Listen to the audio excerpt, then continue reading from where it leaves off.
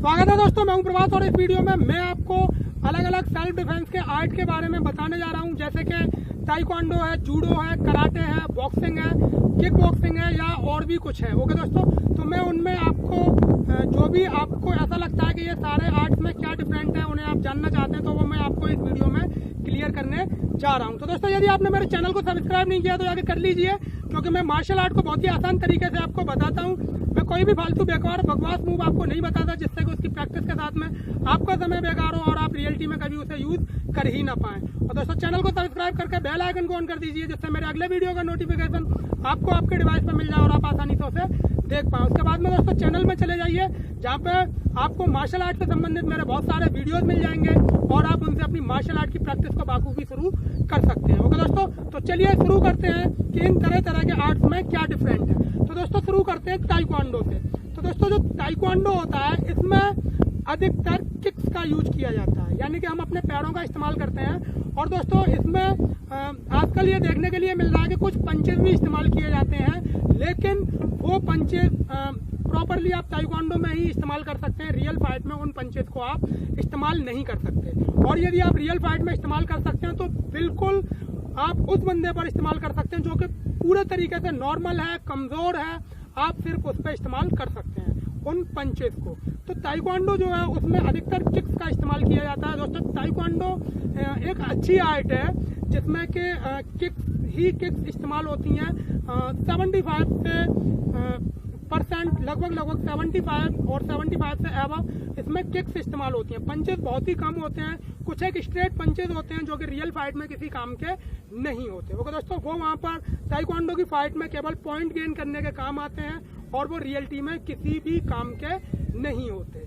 तो दोस्तों जो पंचेस का मैटर है ताइक्वांडो में वो मैंने आपको बता दिया। और रही बात किक्स की, तो दोस्तों ताइक्वांडो में किक्स काफी अच्छी होती हैं और बहुत अच्छा इनका तरीका भी होता है। लेकिन हमें देखना ये होता है कि हम जहाँ पर ट्रेनिंग ले रहे हैं हमारा ट्रेनर कैसा है, हमारा मास्टर कैसा है, ठीक है, क्या वो इस काबिल है कि वो अच्छे तरीके से सिखा सके या फिर वो आपके मूवमेंट्स को क्लियर कर सके। ओके, ये आपको देखना होता है। यदि आप किसी ऐसी जगह पे हैं कि जहाँ पे लिखा हुआ है ताइक्वांडो और उसके बाद में आप वहाँ पर ज्वाइन किए हुए हैं, उल्टे सीधे हाथ पैरों को फेंक रहे हैं, ओके, तो इससे कुछ भी नहीं होने वाला है। क्योंकि सबसे बड़ी प्रॉब्लम आजकल ये हम लोगों के साथ में कि हमें जानकारी ही नहीं होती, हमें बिल्कुल भी पता नहीं होता। हमें बस ये पता चल जाए कि ये ताइक्वांडो सिखाया जा रहा है और पेपरों में खबरें निकलती रहती हैं, तरह तरह के न्यूज आते रहते हैं कि फलानी जगह पे लड़े 27 गोल्ड मेडल जीते, फलानी जगह पे लड़े 52 गोल्ड मेडल जीते, फलानी जगह पे लड़े 11 गोल्ड मेडल जीते, ये जीते वो जीते, यहाँ से जीते वहां से जीते। तो ये चीजें जो होती हैं ये आपको कंफ्यूज करने वाली होती हैं। ओके, और दोस्तों मैं यहाँ पे एक मैटर क्लियर कर दूं कि वो जो गोल्ड मेडल्स होते हैं वो किसी अदर आर्ट्स में नहीं, ताइक्वांडो वाले के ही साथ में लड़के जीतता है। ओके, तो दोस्तों मेरा कहने का मतलब ये है कि जब सभी एक से हैं तो वहां पर कोई फर्क नहीं पड़ता कौन जीत रहा है या कौन हार रहा है। जब आप इन ताइक्वांडो वालों की फाइट को देखेंगे, टूर्नामेंट फाइट को, तो आपको वहां पर पता चल जाएगा कि किस तरीके की फाइट होती है। ओके दोस्तों, वो आपको जरूर देखनी चाहिए यदि आपको मौका मिल रहा है तो। दोस्तों ये जो फाइट्स होती हैं जो कि आजकल यदि मैं बात करूं तो अपने इंडिया में जो हमें देखने के लिए मिल रहा है तो वहां पे हमें कुछ खास देखने के लिए नहीं मिलता है। हमें कभी कभी अच्छा देखने के लिए मिलता है कि ताइक्वांडो फाइटर्स बहुत अच्छे होते हैं, ऐसा कभी कभी देखने के लिए हमें मिलता है। तो दोस्तों ये डिपेंड करता है टोटली प्रैक्टिस पे कि आपकी जो प्रैक्टिस है वो अच्छी होनी चाहिए। ताइक्वांडो एक बेहतरीन आर्ट है और आपका यदि ट्रेनर अच्छा है, आपका मास्टर अच्छा है तो आप इसे सीख सकते हैं। ओके दोस्तों, लेकिन यदि मैं बात करूं रियल फाइट की, तो जब विरोधी आपके क्लोज हो जाता है तो आपकी सारी की सारी किकें बेकार हो जाती हैं। ओके दोस्तों, तो वहाँ पे कुछ किक्स होती हैं जो कि वर्क करती हैं लेकिन उन्हें भी आप हिट नहीं कर सकते क्योंकि आपका विरोधी आपके लिए एक ही जगह पर खड़ा नहीं रहेगा। ओके, तो ये आपको ध्यान रखना है।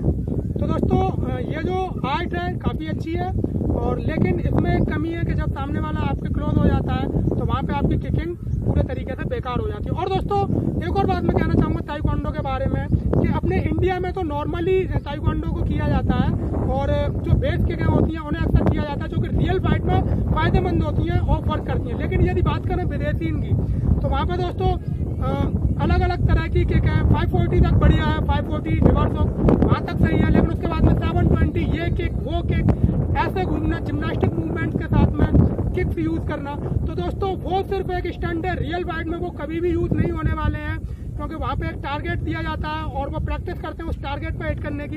लेकिन यदि रियल फाइट में आपके सामने आपका दुश्मन है तो वो वहाँ पर खड़ा नहीं रहेगा, अपने चेहरे को आपके लिए आगे नहीं कर देगा कि लो भाई इस पर हिट कर लो।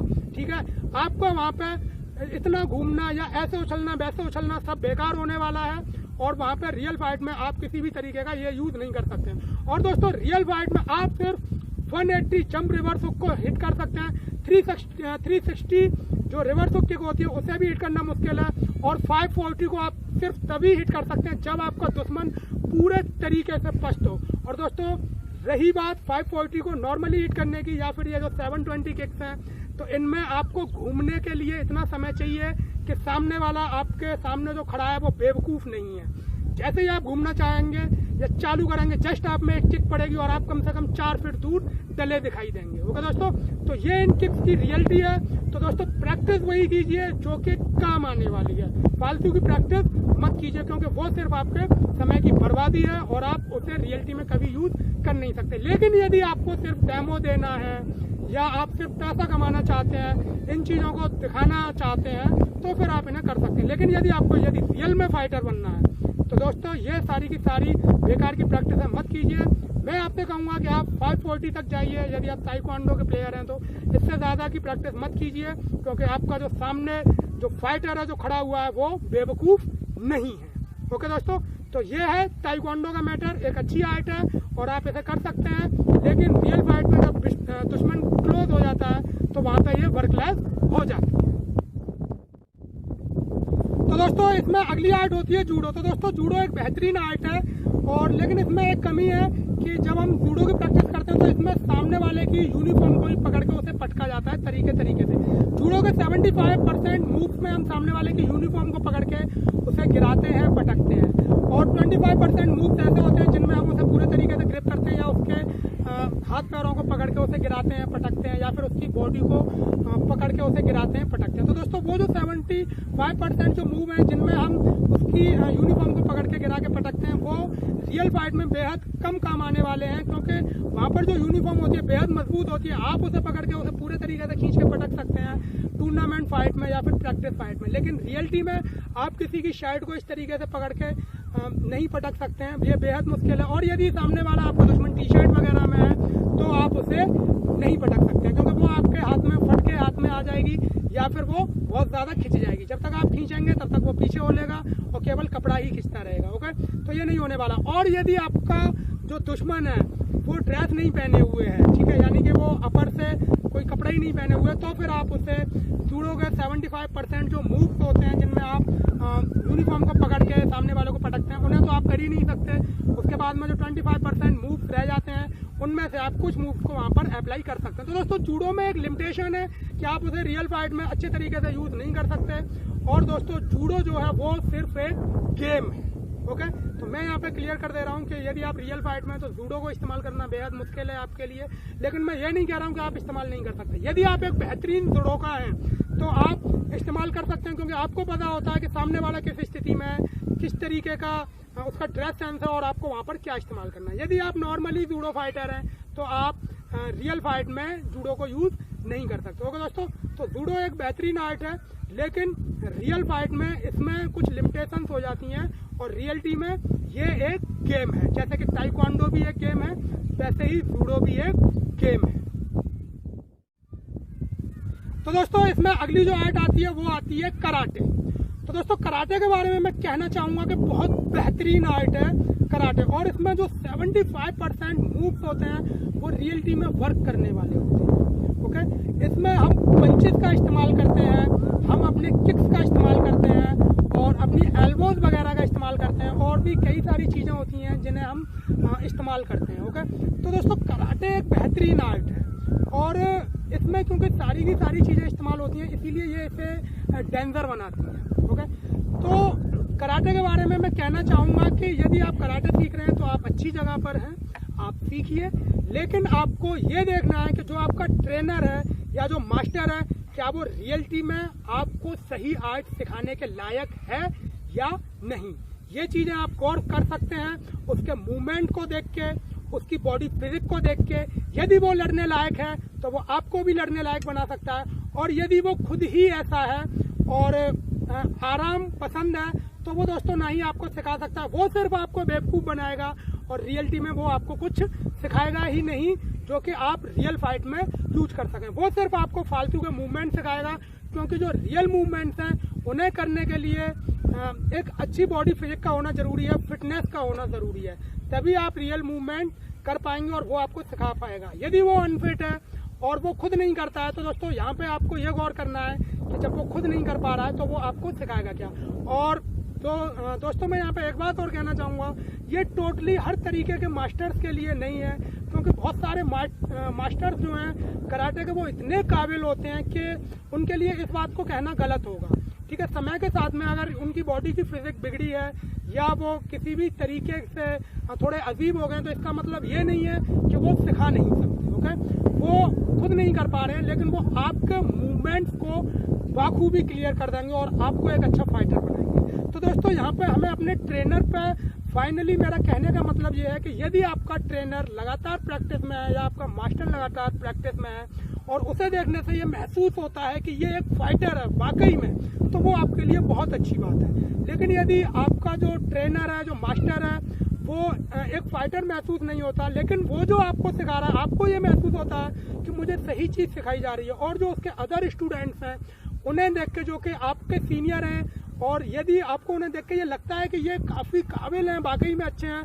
तो दोस्तों वो ट्रेनर जो आपको कराटे सिखा रहा है वो बहुत बेहतरीन है। फिर आप उसकी बॉडी फिजिक्स पे मत जाइए, आप उसके मूवमेंट पे मत जाइए, बस आप उस पर यकीन कीजिए कि वो आपको जो सिखा रहा है वो सही है और आप लगन से प्रैक्टिस कीजिए। ओके दोस्तों, तो जो कराटे है दोस्तों बहुत ही बेहतरीन आर्ट है, और मैं यहाँ पे कराटे को कहना चाहूँगा कि ये one of the best defence art है। ओके, तो आप यदि कराटे सीख रहे हैं तो केवल मेरी इन बातों का ध्यान रखिए कि अपने ट्रेनर पर सबसे पहले तो ये गौर कीजिए क्या वो एक फाइटर लगता है। ओके, यदि वो एक फाइटर के तरीके से तो आपके लिए बहुत अच्छी बात है, और यदि वो आपको नॉर्मली लगता है तो उसके जो स्टूडेंट्स हैं, जो आपसे सीनियर हैं, उन पर गौर कीजिए, उसके ट्रेनिंग देने के तरीके पर गौर कीजिए, और यदि आपको ये महसूस हो रहा है कि ये वाकई में अच्छा सिखा रहा है तो दोस्तों आप बहुत अच्छी जगह पर हैं। ओके, आप प्रैक्टिस कीजिए और आप समय के साथ में एक बेहतरीन फाइटर बन पाएंगे। तो दोस्तों इसमें अगली आर्ट आती है, वो होती है बॉक्सिंग। तो दोस्तों बॉक्सिंग में सिर्फ 3 तरीके के पंच होते हैं, स्ट्रेट पंच होते हैं, हुक पंचेस होते हैं और अपरकट पंचेस होते हैं। पूरी की पूरी बॉक्सिंग इन्हीं पंचेस पे चलती है, इसमें कोई भी तरीके का चौथा पंच नहीं होता। तो दोस्तों बॉक्सिंग रियल फाइट के लिए एक बहुत अच्छी आर्ट है। यदि आप रियल फाइट में हैं तो, और आप यदि अच्छे बॉक्सर हैं तो आप आसानी से रियल फाइट कर सकते हैं, क्योंकि जो पंचेस होते हैं वो क्लोजली भी चल जाते हैं और लॉन्ग रेंज अटैक भी इनका होता है। बॉक्सिंग के जो मूवमेंट हैं वो काफ़ी अच्छे होते हैं। तो आप यदि रियल फाइट में हैं और यदि आप एक अच्छे बेहतरीन बॉक्सर हैं तो आपको किसी भी तरीके से डरने की ज़रूरत नहीं है। आप वहाँ पर फाइट कीजिए और निश्चय ही आप जीतेंगे। ओके, आप अपने विरोधी को सबक सिखा पाएंगे। तो दोस्तों बॉक्सिंग एक बहुत ही बेहतरीन आर्ट है और इसके जो मूवमेंट होते हैं वो बहुत ही बेहतरीन होते हैं। ओके, तो फाइनली मेरा ये कहना है कि यदि आप बॉक्सिंग की ट्रेनिंग ले रहे हैं तो आप इसे लगातार कंटिन्यू करिए, लेकिन अपने ट्रेनर पर ये ध्यान दीजिए कि क्या वो आपको अच्छी ट्रेनिंग दे रहा है या नहीं। यदि आपका ट्रेनर भी एक बॉक्सर की तरीके से लगता है, उसके मूवमेंट बेहतरीन है, क्लियर है, उसे देखने पे महसूस होता है कि हाँ ये वास्तव में एक फाइटर है, उसके मूवमेंट्स को देख के अच्छा लगता है और ये पता चलता है कि पावरफुल मूवमेंट्स हैं, अच्छी टेक्निक है, तो आप बहुत अच्छी जगह पे हैं दोस्तों। और मैं यहाँ पे एक बात और कहना चाहूँगा कि यदि आपका ट्रेनर एजेड है और अब वो उस स्थिति में नहीं है या फिजिक्स वगैरह उसकी समय के साथ में बेकार हो गई है, तो आप ये मत सोचिए कि वो आपको सिखा नहीं सकता। बस उसके सिखाए हुए जो आपके सीनियर्स हैं उनकी प्रैक्टिस पर गौर कीजिए, उसके बताने के तरीके को देखिए, उसके समझाने के तरीके को देखिए, और फिर आप वहाँ पर डिसाइड कीजिए कि आपको उस ट्रेनर से ट्रेनिंग लेनी है या नहीं। तो दोस्तों फाइनली मेरा ये कहना है कि बॉक्सिंग बहुत अच्छी आर्ट है रियल फाइट के लिए। ओके, आप इसे यदि सीखते हैं तो आप एक अच्छे बॉक्सर होंगे और रियल फाइट में आप इसे आसानी से यूज कर सकते हैं और खुद का डिफेंस कर सकते हैं और सामने वाले को बेकार कर सकते हैं। तो दोस्तों इनमें जो अगली आर्ट आती है वो होती है दोस्तों किक बॉक्सिंग, जो कि बॉक्सिंग और किकिंग का मिला जुला कॉम्बिनेशन है। तो दोस्तों ये आर्ट बहुत अच्छी है, इसमें किक्स और पंचेस लगभग एक साथ चलाए जाते हैं, लेकिन आपको ये देखना होता है कि जो आपका ट्रेनर है वो किस टाइप का है। सबसे पहले आप कहीं पे भी किसी भी आर्ट को सीखने जा रहे हैं वहाँ पे अपने ट्रेनर पर गौर कीजिए। यदि वो एक फाइटर के तरीके से लगता है और उसके मूवमेंट क्लियर है, अच्छे हैं, शार्प हैं, तो आप बहुत अच्छी जगह पर हैं। ओके, और यदि वो नॉर्मल पर्सन लगता है तो फिर आपको उसके द्वारा सिखाए हुए अपने सीनियर्स पर गौर करना है, उनके मूवमेंट्स को देखना है, उसके सिखाने के तरीके पर ध्यान देना है। तो दोस्तों किक बॉक्सिंग एक बहुत अच्छी आर्ट है और इसमें क्योंकि किक्स जो होती हैं वो लॉन्ग रेंज अटैक होती हैं, पंजेस जो होते हैं वो क्लोज रेंज और लॉन्ग रेंज अटैक होते हैं, तो आप आसानी से एक अच्छे फाइटर बन सकते हैं और रियल फाइट में आप इसे यूज कर सकते हैं बिना किसी परेशानी के। ओके दोस्तों, तो मैं आपके लिए बोलूँगा कि यदि आप किक बॉक्सिंग सीख रहे हैं तो ये बहुत अच्छी बात है, आप लगातार ट्रेनिंग कीजिए, लेकिन आप पहले ये डिसाइड कीजिए कि जो आपका ट्रेनर है क्या वो आपको सही तरीके से बता रहा है या नहीं। तो दोस्तों इसमें जो अगली आर्ट है वो है कुंग-फू। दोस्तों कुंग-फू जो होती है ये काफ़ी अच्छी आर्ट है, लेकिन मैं इसमें आपसे ये कहना चाहूँगा कि कुंग-फू में 75% मूव्स जो हैं वो पूरे तरीके से बकवास हैं और फैंटेसी है, जो कि आपको मूवीज़ में देखने के लिए मिलता है। ओके दोस्तों, तो कुंग-फू की मूवीज़ अगर आप देख रहे हैं तो उस पर इतना ज़्यादा यकीन करने की आपको ज़रूरत नहीं है, क्योंकि ये एक रियलिटी है कि 75% मूव्स बेकार हैं, लेकिन कुंग-फू बेकार नहीं है। ये आपको शारीरिक रूप से काफ़ी मजबूत करती है। लेकिन यदि मैं बात करूं एक नॉर्मल पर्सन से लड़ने के लिए तो आप कुंग-फू को 2-3 लोगों के साथ में आसानी से यूज़ कर सकते हैं। लेकिन यदि आपके सामने एक फाइटर है जो कि प्रॉपर्ली कुंग-फू से नहीं है, यदि मैं बात करूं कि मिक्स मार्शल आर्ट से है, तो दोस्तों बेहद बड़ी मुसीबत है वो आपके लिए यदि वो मिक्स मार्शल आर्ट से। वहाँ पे आपका ये कुंग-फू मूवमेंट कुछ भी काम आने वाला नहीं है। ओके दोस्तों, ये सिर्फ नॉर्मल पर्सन के साथ में काम आता है। मैं यहाँ पे दोस्तों कुंग-फू को बेकार नहीं बता रहा हूँ, ये अच्छा आर्ट है, आपकी शारीरिक मजबूती रहती है, लेकिन कुंग-फू में से केवल 25% मूवमेंट ऐसे होते हैं जो कि आपके रियलिटी में काम आते हैं। बाद बाकी सारे के सारे मूवमेंट बकवास है। बकवास से मेरा मतलब है कि उल्टे सीधे स्टांस लेना, इधर से उधर, उधर से इधर, इधर घूमना, उधर घूमना, हाथ पैरों को मोड़ मोड़ के दिखाना। तो दोस्तों रियल फाइट में ये चीज़ें नहीं चलती हैं, वहाँ पे सीधे सीधे मारपीट होती है। और यदि आपको रियल फाइट देखनी है तो MMA देखिए, UFC देखिए। ओके, तो आपको पता चल जाएगा कि रियल फाइट क्या है। यदि आप कुंग-फू के मूवीज़ को देख के ये समझते हैं कि ऐसे हम लड़ लेंगे, तो दोस्तों आप बहुत बड़ी गलतफहमी में हैं। ओके, आप ऐसे नहीं लड़ सकते। तो दोस्तों यदि आप कुंग-फू सीख रहे हैं तो कुंग-फू में मैं आपसे कहना चाहूँगा कि जो हथियार वगैरह की ट्रेनिंग होती है वो काफ़ी अच्छी होती है, और ये हथियार वगैरह के जो मूव्स होते हैं ये बाद बाकी बचे 25% में ही आते हैं, और कुछ एक किक्स पंचेस भी होते हैं, लेकिन उसमें देखने के लिए ये आता है कि उसके जो किक पंचेस होते हैं वो उस तरीके से शार्प नहीं होते जैसे कि अदर आर्ट्स में शार्प होते हैं। ओके दोस्तों, वो वर्क करते हैं लेकिन नॉर्मली पर्सन पे। यदि आप यूट्यूब पे लगातार इन चीज़ों को देखने वाले हैं तो अभी कुछ वक्त पहले वीडियोज़ आया था, शायद 2 साल हो चुके हैं, जिसमें कि एक ताई ची मास्टर और एक जो है MMA के मास्टर से लड़ा था। ओके, तो उस दोस्तों यदि आप सर्च करेंगे तो वो वीडियो आपको मिल जाएगा और आप उसे वहाँ पे देख सकते हैं कि रियलिटी में ये ताई ची वगैरह और ये कुंग-फू वगैरह, ये जो फैंटेसी हैं, इनकी रियलिटी क्या है। ओके, ये आपको वहाँ पे पता चल जाएगा। दोस्तों मैं यहाँ पे विरोध नहीं कर रहा हूँ, क्योंकि देखने में ये आता है कि आर्ट कमज़ोर नहीं होता, कमज़ोर होता है उसे करने वाला, क्योंकि वो उस तरीके से प्रैक्टिस नहीं करता। कमज़ोर होता है उसको सिखाने वाला, क्योंकि उसकी खुद ही की प्रैक्टिस नहीं है तो वो सामने वाले को सिखाएगा क्या। दोस्तों ये सबसे ज़्यादा मैटर करने वाली चीज़ होती है। लेकिन यदि आप कुंग-फू को किसी बढ़िया ट्रेनर से सीख रहे हैं, एक अच्छे मास्टर से सीख रहे हैं, तो आप बहुत अच्छी जगह पे हैं। बेशक आप 75% प्रैक्टिस जो बेकार कर रहे हैं, लेकिन जो 25% है वो रियल लाइफ में आपके काम आएगी, और आप नॉर्मल पर्सन जो होते हैं उनसे लड़ने के काबिल होंगे। आप 5, 6, 8, 10 लोगों तक को एक साथ हैंडल कर सकते हैं अपनी सालों की मेहनत से। और दोस्तों यदि आप सोच रहे हैं कि आप एक फाइटर से लड़ सकते हैं जो कि मिक्स मार्शल आर्ट से है, तो आपके लिए ये बेहद मुश्किल होने वाला है, क्योंकि वो रियलिटी में एक मुसीबत है। ओके दोस्तों, तो ये है। और यदि आप कुंग-फू सीख रहे हैं, आप किसी ताइक्वांडो वाले फाइटर से, कराटे वाले फाइटर से, बॉक्सर से, किक बॉक्सर से आप इससे लड़ रहे हैं तो जस्ट नॉर्मल है, आप लड़ सकते हैं, वहाँ पर कोई भी प्रॉब्लम आपके सामने नहीं आने वाली है। ओके दोस्तों, आपके सामने जो प्रॉब्लम आएगी वो मिक्स मार्शल आर्ट फाइटर के सामने आएगी। ओके, उसी के साथ में आपको ये महसूस होगा कि ये क्या है और मैं क्या हूँ। तो दोस्तों कुंग-फू काफ़ी अच्छा है, लेकिन 25% मूव ही इसके रियलिटी में आपके लिए वर्क करेंगे।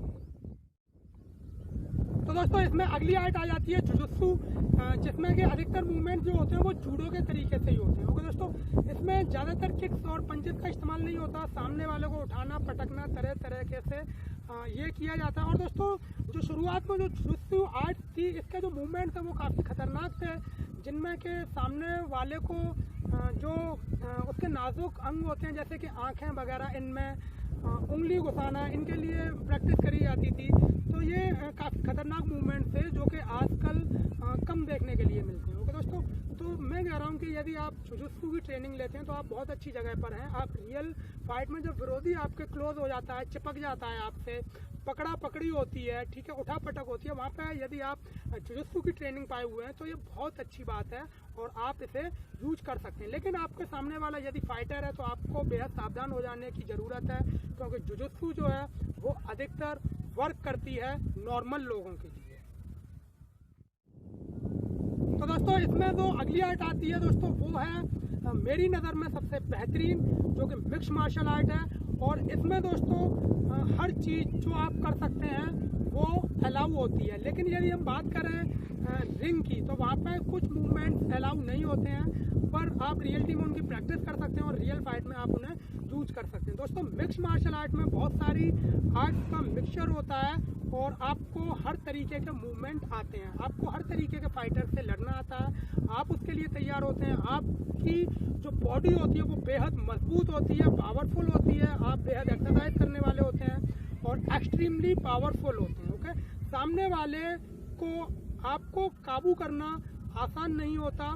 और यदि आप मिक्स मार्शल आर्ट की अच्छे तरीके से ट्रेनिंग लेते हैं तो दोस्तों इसमें हर तरीके के अटैक्स आते हैं, किकिंग, पंचिंग, एल्बो, पाम और नी, हर तरीके के अटैक्स आते हैं इसमें। ग्रिपिंग, थ्रोइंग, चोपिंग, ब्रेकिंग, सारी की सारी चीज़ें इसमें आती हैं। तो दोस्तों ये आर्ट सब में बेहतरीन है और इसमें आपकी बॉडी को सुधार के लिए, बॉडी में पावर के लिए काफ़ी सारी एक्सरसाइजेज भी होती हैं और जो आपकी डमी ट्रेनिंग होती है उस पर ट्रेनिंग होती है, आपके जो हैवी बैग्स होते हैं उन पर ट्रेनिंग होती है और आपको हैवी बैग्स को ही उठा उठा के इधर से उधर पटक पटक के अपनी थ्रोइंग की प्रैक्टिस करनी होती है। तो दोस्तों मिक्स मार्शल आर्ट जो है बेहद पावरफुल आर्ट है और मेरी नज़र में ये सबसे बेहतरीन है और इससे ज़्यादा बेटर मैं किसी भी आर्ट को नहीं समझता। ओके दोस्तों, तो यदि आप मिक्स मार्शल आर्ट की ट्रेनिंग कर रहे हैं तो यकीन मानिए आप सबसे अच्छी जगह पर हैं। ओके, और समय के साथ में आप अच्छी प्रैक्टिस के साथ में एक अच्छे फाइटर होंगे और निश्चय ही आप रियल फाइट में हर किसी को काबू कर पाएंगे। तो दोस्तों अब मैं कुछ आपको अपने बारे में बता देता हूँ इसमें। दोस्तों मैं ट्रेनर हूँ मिक्स मार्शल आर्ट से और मैंने बहुत सारे आर्ट से प्रैक्टिस करी है और उन सब का जो मिक्सचर है जो उसमें सही है, जो फालतू के मूवमेंट्स हैं उन्हें मैंने हटा दिया है और जो रियल मूवमेंट हैं उन्हें मैं आपको बताता हूं। तो मैं आपको सारी के सारे मूवमेंट्स बताता हूं, आपको हर तरीके से अटैक करना बताता हूं, जिन्हें मैं स्टेप बाय स्टेप आपको बताता हूं। और दोस्तों यदि देखा जाए तो मिक्स मार्शल आर्ट में हथियारों का यूज़ नहीं होता है। ओके, उन्हें आप नॉर्मली अगर आप अलग से कहीं से ट्रेनिंग ले रहे हैं तो आप उन्हें यूज़ कर सकते हैं। लेकिन यदि फाइट की बात करें तो वो खाली हाथों के होती है जिसमें हमारे पास में कोई हथियार नहीं होता। लेकिन मिक्स मार्शल आर्ट बेहद पावरफुल आर्ट है।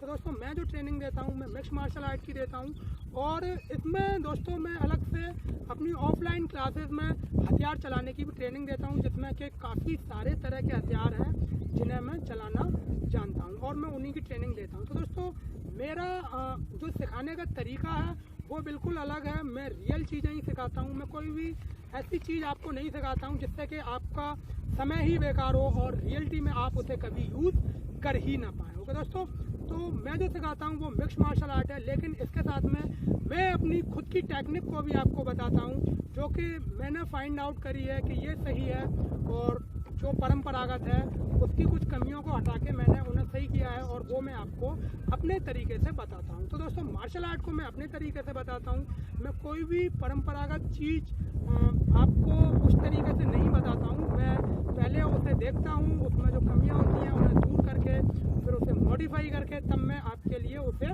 बताता हूँ। और दोस्तों मैं अलग से हथियार वगैरह की भी ट्रेनिंग देता हूँ और कोशिश करता हूँ कि जो मुझसे जो ट्रेनिंग ले रहा है वो एक अच्छा फाइटर हो समय के साथ में। ओके दोस्तों, तो दोस्तों मैंने ये सारा मैटर क्लियर कर दिया, तो मुझे उम्मीद है कि ये मैटर आपका क्लियर हो गया होगा।